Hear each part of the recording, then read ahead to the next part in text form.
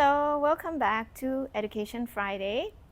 I have Jolene here again to demonstrate the exercise. So we were talking about subtle differences in a few different exercises. Today we are going to highlight an exercise called spine stretch forward from Start Pilates Essential Mat Pilates Repertoire. So Jolene is sitting with her legs long and then her pelvis vertical and spine neutral. A very good way to check whether she's upright and neutral is I have a pole here, and the pole should be vertical. Her pelvis is neutral, meaning she's sitting on top of her sit bones, sacrum touching the pole between the shoulder blades and back of her head. From here, she's going to take a deep breath in, lengthen tall.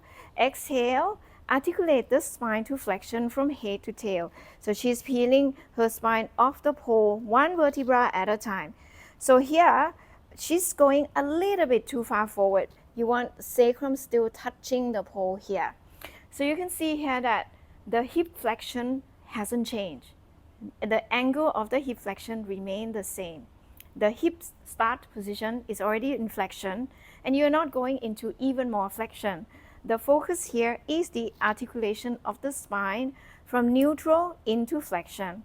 And then when she restack the spine up, she's going to restack from tail to head, one vertebra at a time, and come all the way up to vertical. So here we're focusing on the articulation of the spine, trying to lengthen vertebral disc away from each other, create the space between the vertebral discs. It's not about stretching the hamstring. So she's going to try one more time. Exhale, head nod. Now, one vertebra at a time, peeling away from the pole and trying to keep the pelvis vertical. And then she's going to roll back up one vertebra at a time. Now, she's going to demonstrate a variation that you will see a lot of students doing. So instead of articulating the spine forward, you hinge the hips forward, pelvis forward.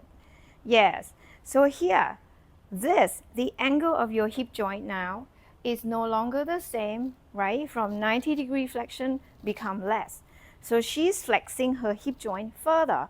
So in this exercise, you probably will feel hamstring lengthening, or you feel like you're stretching the hamstring, and then she hinge back up.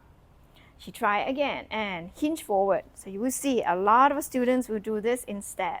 Okay, this is the focus of the exercise is very different. It doesn't mean that it's wrong that you cannot do it, but you need to understand that what you are focusing on when you teach your client. So if you're doing this version, you are not articulating the spine, you are not mobilizing the spine, you are trying to lengthen the posterior chain of the hip joint and then come all the way up.